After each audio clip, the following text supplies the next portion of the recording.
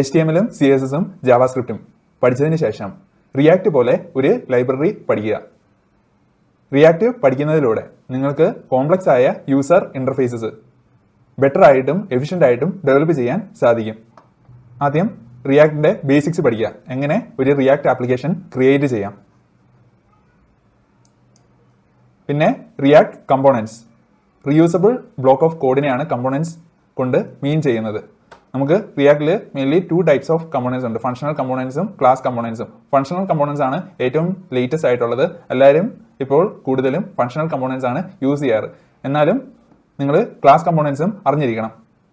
ഇന്റർവ്യൂസിലൊക്കെ മിക്കപ്പോഴും class കമ്പോണൻസിന്റെ നോളജും assess ചെയ്യാറുണ്ട്. നിങ്ങൾ കമ്പോണൻസ് പഠിക്കുമ്പോൾ HTML ലൈക്ക് കോഡ് കാണും. ഇതിനെ നമ്മൾ JSX എന്ന് പറയും. പിന്നെ സ്റ്റേറ്റ്ലെസ് ആൻഡ് സ്റ്റേറ്റ്ഫുൾ കമ്പോണൻസ് എന്താണെന്ന് നോക്കുക. സ്റ്റേറ്റ് ഇല്ലാത്ത കമ്പോണന്റിനെ സ്റ്റേറ്റ്ലെസ് എന്നും സ്റ്റേറ്റ് ഉള്ള കമ്പോണന്റിനെ സ്റ്റേറ്റ്ഫുൾ എന്നും പറയും. നിങ്ങൾ റിയാക്ടിൽ കമ്പോണൻസ് എഴുതുമ്പോൾ ചില കമ്പോണൻസിന് സ്റ്റേറ്റ് ഉണ്ടാവും, ചില കമ്പോണൻസിന് സ്റ്റേറ്റ് ഉണ്ടാവില്ല. പിന്നെ റിയാക്ട് എങ്ങനെയാണ് ഒരു കമ്പോണന്റിനെ റെൻഡർ ചെയ്യുന്നത്. റിയൽ ഡോം എന്നും വെർച്വൽ ഡോം എന്നും പറഞ്ഞ ഒരു കൺസെപ്റ്റ് ഉണ്ട്. അതുപയോഗിച്ച് എങ്ങനെയാണ് റിയാക്ട് റെൻഡറിങ്ങിനെ ഒപ്റ്റിമൈസ് ചെയ്യുന്നതെന്ന് നോക്കുക. പിന്നെ പ്രോപ്സ് എന്താണ്, സ്റ്റേറ്റ് എന്താണെന്ന് നോക്കുക. പ്രോപ്സ് ഒരു റീഡ് ഒൺലി വാല്യൂ ആണ്. പ്രോപ്സ് ഉപയോഗിച്ചാണ് കമ്പോണൻസ് കമ്മ്യൂണിക്കേറ്റ് ചെയ്യുന്നത്. സ്റ്റേറ്റ് യൂസ് ചെയ്തിട്ടാണ് കമ്പോണന്റ് ഇമ്പോർട്ടൻ്റ് ആയ റെൻഡറിങ് റിലേറ്റഡ് ഇൻഫർമേഷൻ സ്റ്റോർ ചെയ്യുന്നത്. സ്റ്റേറ്റ് അപ്ഡേറ്റ് ചെയ്യുന്നതിലൂടെ നമുക്ക് കമ്പോണൻസിനെ റീറെൻഡർ ചെയ്യിപ്പിക്കാനും സാധിക്കും. പിന്നെ ഹുക്സ് എന്താണെന്ന് പഠിക്കുക. Use state hook, use effect. Use state hook use ചെയ്തിട്ടാണ് നമ്മൾ ഒരു സ്റ്റേറ്റിനെ ക്രിയേറ്റ് ചെയ്യുന്നത്. പിന്നെ യൂസ് എഫക്റ്റ് ഹുക്ക്, പിന്നെ use context, use reducer. Prop drilling എന്ന് പറഞ്ഞ ഒരു പ്രോബ്ലം പ്രോപ്സ് യൂസ് ചെയ്യുമ്പോൾ നിങ്ങൾ ഫേസ് ചെയ്യും. അതിനെ സോൾവ് ചെയ്യാൻ നമ്മൾ കോണ്ടെക്സ്റ്റ് API യൂസ് ചെയ്യും. അന്നേരം നിങ്ങൾ യൂസ് കോണ്ടെക്സ്റ്റ് എന്ന് പറഞ്ഞാൽ ഈ ഹുക്കിനെ എൻകൗണ്ടർ ചെയ്യും. യൂസ് റെഡ്യൂസർ യൂസ് ചെയ്തിട്ട് നിങ്ങൾക്ക് കോംപ്ലക്സ് ആയ സ്റ്റേറ്റ്സിനെ മാനേജ് ചെയ്യാൻ സാധിക്കും. യൂസ് റഫ്, നിങ്ങൾക്ക് 2 റെൻഡേഴ്സിൻ്റെ ഇടയ്ക്കുള്ള ഒരു വാല്യൂവിനെ പെർസിസ്റ്റ് ചെയ്യണമെങ്കിൽ യൂസ് റഫ് യൂസ് ചെയ്തിട്ട് സാധിക്കും. പിന്നെ യൂസ് മെമ്മോ, ഒരു ഫംഗ്ഷൻ റിട്ടേൺ ചെയ്യുന്ന വാല്യൂവിനെ നിങ്ങൾക്ക് ക്യാഷ് ചെയ്യണം അല്ലെങ്കിൽ സ്റ്റോർ ചെയ്ത് വെക്കണം. അതിലൂടെ അൺനെസറി റീറെൻഡേഴ്സ് അവോയ്ഡ് ചെയ്യണം. അതിന് നമ്മൾ യൂസ് ചെയ്യുന്ന ഒരു ഹുക്കാണ് യൂസ് മെമ്മോ. പിന്നെ use call back. Use call ബാക്കിൽ നമ്മൾ ഫംഗ്ഷനെയാണ് മെമ്മോയിസ് ചെയ്ത് വെക്കുന്നത്. അതിലൂടെ നമ്മൾ റീറെൻഡേഴ്സ് അവോയ്ഡ് ചെയ്യും. പിന്നെ use layout effect. Use layout effect എന്ന് പറഞ്ഞാൽ ഈ ഹുക്ക് ബ്രൗസർ സ്ക്രീൻ പെയിന്റ് ചെയ്യുന്നതിന് തൊട്ട് മുമ്പായിട്ട് റൺ ചെയ്യുന്ന ഒരു ഹുക്കാണ്. പിന്നെ എങ്ങനെ കസ്റ്റം ഹുക്സ് ക്രിയേറ്റ് ചെയ്യാം എന്ന് നോക്കുക. കമ്പോണന്റ് കമ്മ്യൂണിക്കേഷൻ, എങ്ങനെ കമ്പോണൻസ് അങ്ങോട്ടും ഇങ്ങോട്ടും കമ്മ്യൂണിക്കേറ്റ് ചെയ്യുന്നത്. Parent to child communication, props use ചെയ്തിട്ട് child to parent, callback functions use ചെയ്തിട്ട്. പിന്നെ കോണ്ടെക്സ്റ്റ് API, അതിലൂടെ നമ്മൾ പ്രോപ്പ് ഡ്രില്ലിംഗ് എന്ന് പറഞ്ഞ ഒരു പ്രോബ്ലം സോൾവ് ചെയ്യും. പിന്നെ റിഡക്സ് ഒരു ഗ്ലോബൽ സ്റ്റേറ്റ് മാനേജ്മെന്റ് ടൂളാണ്. എൻ്റയർ ആപ്ലിക്കേഷൻ്റെ സ്റ്റേറ്റ്സ് റിഡക്സ് യൂസ് ചെയ്തിട്ട് നമുക്ക് സ്റ്റോർ ചെയ്യാൻ സാധിക്കും. പിന്നെ റഫ്സ്, എന്താണ് റഫ്സ് എന്ന് പഠിക്കുക. റഫ്സ് യൂസ് ചെയ്തിട്ട് നമുക്ക് ഡോമിനെ ആക്സസ് ചെയ്യാൻ സാധിക്കും. പോർട്ടൽസ് യൂസ് ചെയ്യുന്നതിലൂടെ നമുക്ക് ഒരു കമ്പോണന്റിന്റെ ഉള്ളിലുള്ള കോഡിനെ ആ കമ്പോണന്റ് ഹൈറാർക്കിക്ക് വെളിയിൽ റെൻഡർ ചെയ്യിപ്പിക്കാൻ സാധിക്കും. പിന്നെ higher order components render props. Code റീയൂസബിലിറ്റിക്ക് നമ്മളെ ഹെൽപ്പ് ചെയ്യുന്ന 2 പാറ്റേൺസ് ആണ് ഹയർ ഓർഡർ കമ്പോണൻസും റെൻഡർ പ്രോപ്സും. ഹയർ ഓർഡർ കമ്പോണൻസ് എന്ന് പറഞ്ഞു കഴിഞ്ഞാൽ അതൊരു കമ്പോണന്റിനെ ഇൻപുട്ട് ആയിട്ട് മേടിക്കും, റിട്ടേൺ ചെയ്യുക ആ കമ്പോണന്റിനെ തന്നെയാണ് വിത്ത് certain additional features and functionalities. Render props use ചെയ്തിട്ട് പേരന്റ് കമ്പോണന്റിന് ചൈൽഡ് കമ്പോണന്റിന്റെ റെൻഡറിംഗ് ലോജിക്കിനെ കൺട്രോൾ ചെയ്യാൻ സാധിക്കും. ലിസ്റ്റ് ആൻഡ് കീസ്, എങ്ങനെ ലിസ്റ്റിനെ റിയാക്റ്റിൽ നമുക്ക് റെൻഡർ ചെയ്യിപ്പിക്കാം. അവിടെ നമ്മൾ മാപ്പ് ഫംഗ്ഷൻ ആയിരിക്കും യൂസ് ചെയ്യുക.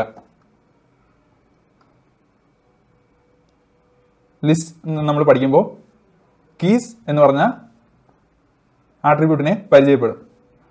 അതിൻ്റെ ഇമ്പോർട്ടൻസ് എന്താണെന്ന് നോക്കുക. പിന്നെ conditional rendering, certain conditions base ചെയ്തിട്ട് നമുക്ക് കമ്പോണൻസിനെ റെൻഡർ ചെയ്യണം.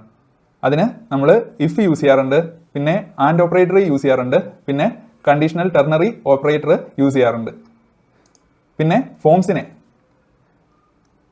നമുക്ക് എങ്ങനെ റിയാക്റ്റിൽ ക്രിയേറ്റ് ചെയ്യാം, കൺട്രോൾഡ് കമ്പോണൻസ് എന്താണ്, അൺകൺട്രോൾഡ് കമ്പോണൻസ് എന്താണെന്ന് നോക്കുക. എങ്ങനെ നമുക്ക് ഫോമിനെ വാലിഡേറ്റ് ചെയ്യാം, സബ്മിറ്റ് ചെയ്യാം എന്ന് പഠിക്കുക. ഫോംസ് റിലേറ്റ് ചെയ്തിട്ടുള്ള കുറച്ച് ലൈബ്രറീസ്, ഫോമിക്, യപ്പ് ഇതുപോലെയുള്ള ലൈബ്രറീസ് നോക്കുക.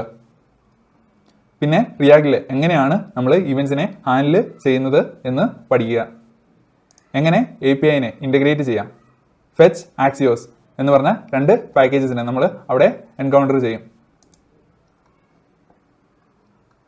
പിന്നെ നമ്മൾ റിയാക്ട് കമ്പോണൻസിനെ എങ്ങനെയാണ് സ്റ്റൈല് ചെയ്യുന്നത്. Inline styles, CSS, InJS, styled components എന്ന് വെച്ചാൽ CSSനെ നമ്മൾ ജാവാസ്ക്രിപ്റ്റിൽ എങ്ങനെയാണ് എഴുതുന്നത്. CSS മോഡ്യൂൾസ്, പിന്നെ external CSS frameworks like Tailwind CSS, material UI ഇതൊക്കെ എങ്ങനെ നമുക്ക് റിയാക്റ്റിൽ യൂസ് ചെയ്യാം.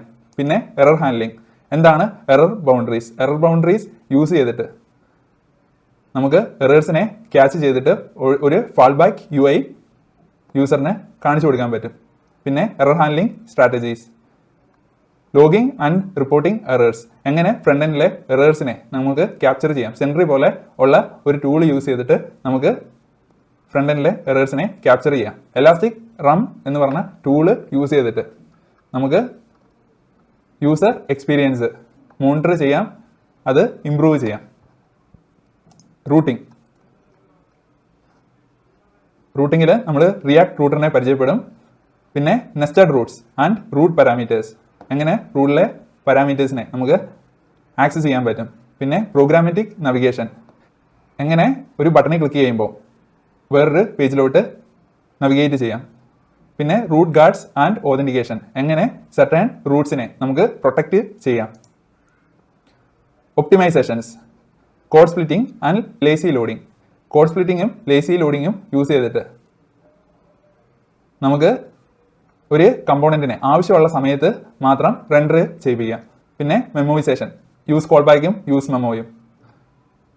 പുവർ കമ്പോണൻസ്, പിന്നെ റിയാക്ട് ഡോട്ട് മെമ്മോ മെമ്മറി മാനേജ്മെൻറ്റിൽ മെയിൻലി വരിക നമ്മൾ ഈവൻറ്റ് ലിസണേഴ്സിനെ ഒക്കെ അറ്റാച്ച് ചെയ്ത് കഴിഞ്ഞാൽ അതിനെ കമ്പോണൻറ്റ് അൺമൗണ്ട് ചെയ്യുന്നതിന് തൊട്ട് മുമ്പായിട്ട് റിമൂവ് ചെയ്യുന്നുണ്ടോ ഇത് ചെക്ക് ചെയ്യുക.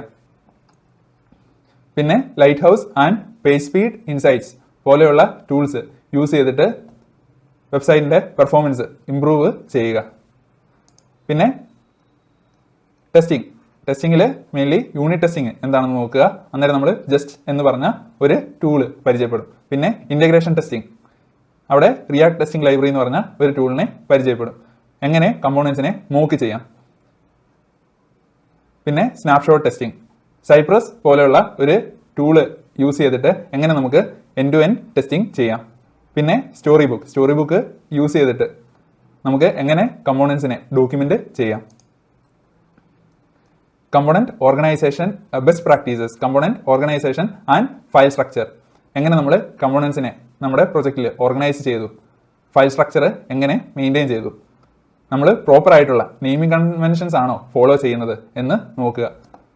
പിന്നെ കോഡിംഗ് സ്റ്റാൻഡേർഡ്സ്, ഒപ്റ്റിമൈസേഷൻസ്, നമ്മുടെ കോഡ് മെയിൻറ്റനബിൾ ആൻഡ് എക്സ്റ്റെൻസിബിൾ ആണോ എന്ന് ചെക്ക് ചെയ്യുക. ഇതുപോലെയുള്ള ബെസ്റ്റ് പ്രാക്ടീസസ് നമ്മൾ ഫോളോ ചെയ്യാൻ ശ്രമിക്കുക. പിന്നെ ടൈപ്പ് സ്ക്രിപ്റ്റ് പോലെ ഉള്ള ഒരു ലാംഗ്വേജ് പഠിക്കുക. ജാവാസ്ക്രിപ്റ്റിലോട്ട് നമ്മൾ ടൈപ്സ് അസൈൻ ചെയ്യുകയാണ് ടൈപ്പ് സ്ക്രിപ്റ്റ് യൂസ് ചെയ്തിട്ട്. റിയാക്ട് പഠിച്ചതിന് ശേഷം സർവർ സൈഡ് റെൻഡറിങ് എന്താണെന്ന് നോക്കുക. പിന്നെ Nest.js പോലെയുള്ള ഒരു ഫ്രെയിംവർക്ക് എക്സ്പ്ലോർ ചെയ്യുക.